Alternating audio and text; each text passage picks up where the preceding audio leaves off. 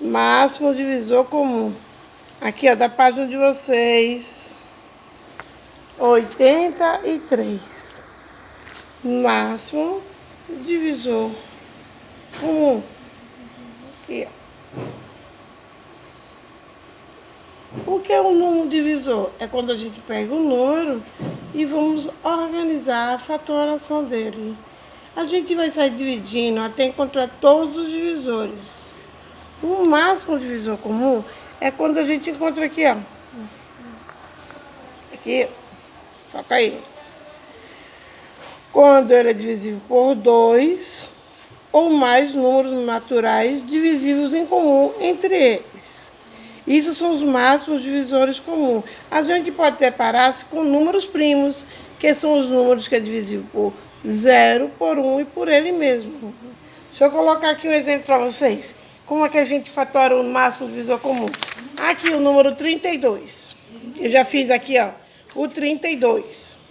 32 dividido por 2, 16. 16 dividido por 2, 8. 8. Número par, divisível por 2, que também é par, vai dar 4. Continua sendo um número par. Então, 4 dividido por 2, 2. 2 permanece sendo par, então eu vou continuar por 2. 2 dividido por 2, certo? Então, eu vou ter aqui, vou botar o tracinho, né? Vou botar a base, que é o numeral 2, vou contar 1, 2, 3, 4, 5. Então, o expoente daqui será 5. Agora vamos para... Esse aqui foi o da potência que a gente estudou anteriormente. Só revisando. Vamos olhar agora para a decomposição desse número. Como é que ele ficou? A gente tem aí, ó, 1 aqui, 2. Daqui a gente vai colocar aqui, ó, 2. Vai pegar o 4zinho daqui e vai trazer para cá. O 8zinho daqui a gente vai colocar para cá. O 16zinho daqui a gente vai trazer para cá. E o próprio 32. Aí a gente finaliza a fatoração. Certo? Isso é a fatoração de um número. Quando a gente faz o MDC, esse é o resultado. A gente dividindo por qualquer um número desse, a gente vai ter este resultado aqui. Então, vamos ver. Quando a gente utiliza um número primo, a gente vai ter o seguinte caso. Veja que eu fiz aqui a fatoração do 16. Quando eu trabalho com número primo, a gente tem aqui um número primo, o 2. Por que 2 é primo? Porque ele é um número primo. Porque ele é um número primo, porque quando a gente divide ele, quando a gente vai fatorar o 2 aqui, ó, o 2, fatorando 2. 2 dividido por 2 dá 1. Então, ele só é divisível por 1 e por ele mesmo. Então, o número primo é quando é divisível por 1 e por ele mesmo. O 3 também é primo. Por que ele é primo? Porque quando a gente fatora, ele é um ímpar, então a gente tem que fatorar pelo número ímpar. 3 dividido por 3 dá 1. Então, a decomposição de 3 é 1 e 3. O 5. O 5 também é o mesmo caso, porque dividido por 5 vai dar 1. Então, os divisores de 5 são 1 e 5. O 11 também. 11 não tem número que divida ele que sobre. Só tem número que forma decimais. E a gente não pode ter. A gente tem que ter igual a 1. Tem que dar um 1zinho aqui no finalzinho. Então, o que eu vou fazer aqui? Vai ser por 11 mesmo. Então, ele também é primo. Então, todo número que é divisível por 1 e por ele mesmo é um número primo. Então, você vai ter o seguinte, vai só observar o seguinte, vejam aí. As características em comum naturais é conhecida como, antigamente, dando, na verdade, matematicamente, em grego. Aristóteles, acho que foi 276 a.C. até 194 a.C., eles utilizavam dessa maneira, elaborando um método de organização. Esse foi o método que eles conseguiram para criar sequências dos números naturais. Ficou conhecido como o crivo de Aristóteles.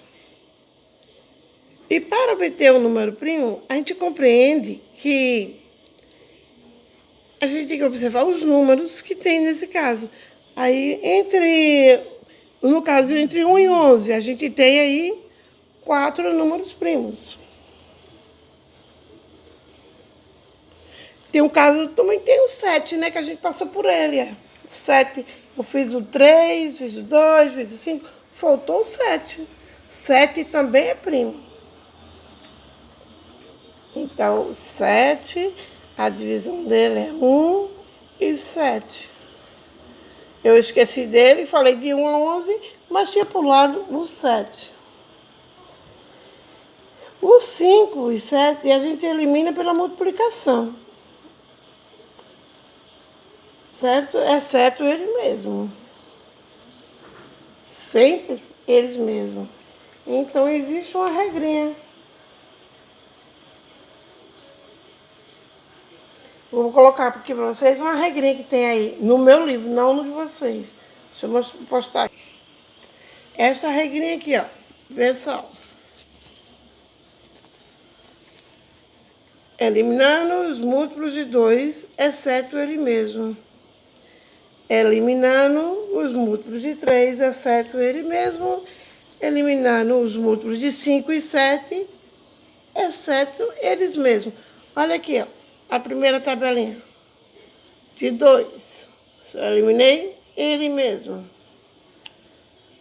De 1, né, no caso. Aqui, por 2. Olha aí. Os números aqui embaixo.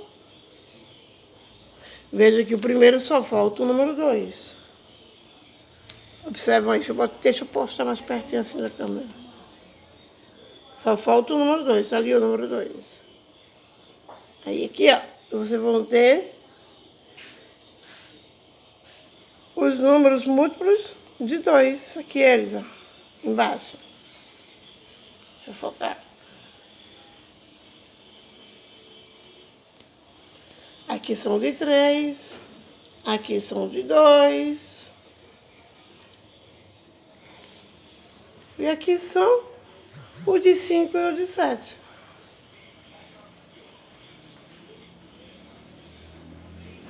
Então, daí você tira todos os números primos aí, ó. De 1 a 50 eu tenho 1, 3, 5, 7, 11, 13, 17. E estão aí, todos aí expostos. Os que não são primos estão aqui embaixo. Vocês estão conseguindo visualizar?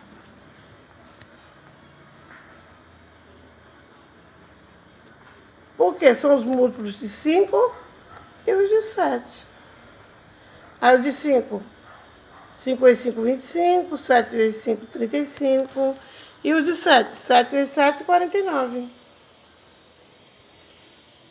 Aí tem aí os números que sobraram no quadrado não são múltiplos dos outros.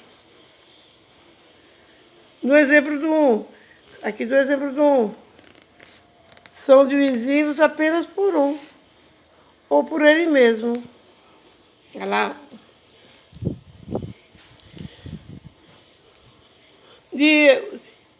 Divisíveis apenas por 1 quando eles mesmos são os números primos. Compreendido entre 1 e 50, os números naturais, aqui nesse quadradinho, os números naturais maiores do que 1, que não são primos. Isto é que tem mais ou 2 números divisíveis por eles mesmos. São os números compostos. Então, esses números compostos são os números sempre que podem ser escritos como produtos de números primos. Que é esse caso que eu fiz para vocês aqui, o primeiro caso. Eu fiz aqui, ó, Para vocês, a decomposição de um número composto. E fiz a decomposição dele. O número 1 não é primo nem composto, pois ele é apenas um divisor por número primo.